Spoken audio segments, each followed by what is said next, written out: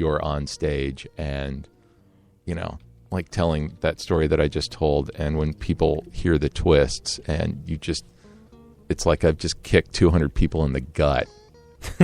It is. And, I had goosebumps listening. I was like, oh, this is so compelling. Like, and it was just like I stopped watching the clock. I stopped doing all the radio things that I usually do. I was just completely sucked in. I forgot where I was. Didn't have anything to say after you're done. I was like, I really have nothing to add. Let's go to break and we'll pick it up afterwards. It's amazing, and it must be.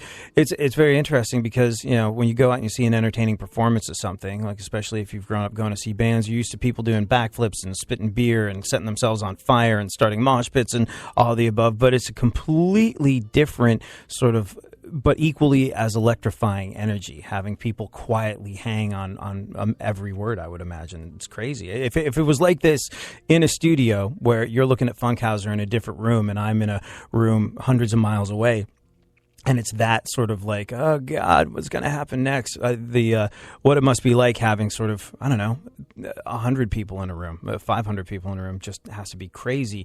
Do you find which is easier for you? Like, because I used to find when I was in a band, I could go play in front of however many thousands of people that I didn't know, and it was kind of easy breezy. But if you put me in a room with 10 people and I knew 5 of them and said, okay, entertain us, I would be like, oh, this is kind of nerve-wracking. Which, do you have one that works better for you?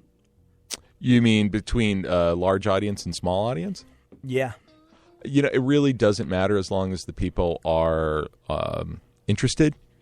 And that they're hanging on the words and that they're paying attention, and that also that the people who are putting on the show have put a little work into crafting it. I've done some shows where it's they're not that well produced, and I think it just comes off that the people behind it they maybe never have done this before, and so they don't know what it goes into trying to put on a good tight show. But anytime if it's I've done shows where it's 2 people and I'll just sell it out as hard as I would for anything, because those 2 people paid good money to come sit in a room, and they're 2 more people than I would normally be talking to and getting to do this. So right, I love a big audience, but it doesn't really matter.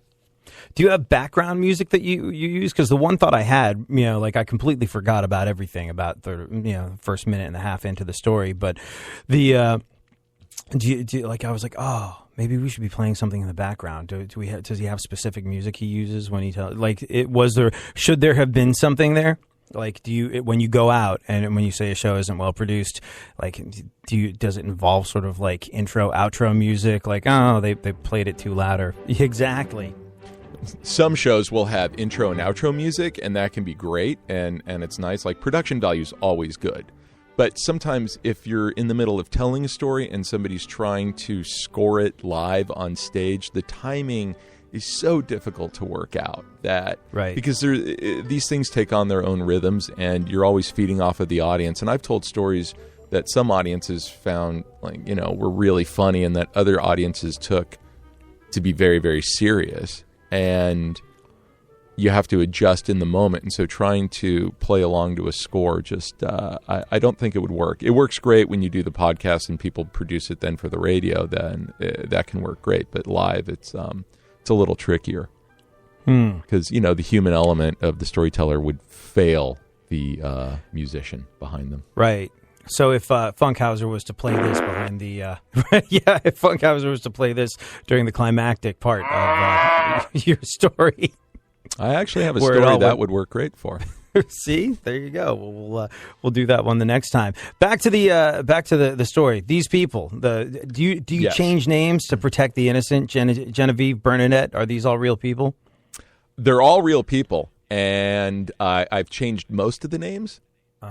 Bernadette is Bernadette, and Paul is Paul, and Andrew and Scott are Andrew and Scott. So all of those names are real, but Genevieve was not Genevieve. So I changed her name, and has Scott heard this story? I don't know. I haven't spoken to Scott since that day. Since shortly thereafter. See, we were already like teetering and kind of on the way out, and there's a lot of information about the different people in the story that you have to leave out for time purposes. But Scott was... Wait a second. You and Genevieve or you and Scott were already on your way out? No, Scott and I were already on the way out. No, Genevieve and I had been really great up until that point. And so Scott legitimately ruined what could have been... You could have had a very different life if it hadn't been for Scott and his practical jokestery. Well, no, because, I was still a 20-year-old guy, but yeah, Scott didn't help things. Let's just say Scott really, really threw a bad wrench in everything. And what's the matter, bro? You don't like April Fool's Day? Yeah, in August. In August? No, I don't. Not in August. And but Scott was getting shady as it was. Like the guy was, he was trying to become a reserve police officer, and every department around turned him down except for one, and it was like way out in the middle of nowhere. And he was doing it not because he had this incredible desire to protect and serve, but he really wanted to have a concealed weapons permit. And if you're a reserve police officer, you get that. And he had a lot of guns. And so usually, like Scott, like Rusty and I, we were always playing practical jokes on each other. Andrew and I, always practical and jokes. But like Scott, never, because he didn't have much of a sense of humor. But he had a lot of guns, and he wanted a permit. So we just kind of never played any jokes with him, which is why I did not think that he would be doing something like this. That ended up ruining my life. It's the reason why I'm going to die alone. Well, we look forward to having you back on the show. Thank you so much for it was literally goosebumps throughout the entire performance. Can't wait to have you come back and do it again. Ladies and gentlemen, Sam Feirstein.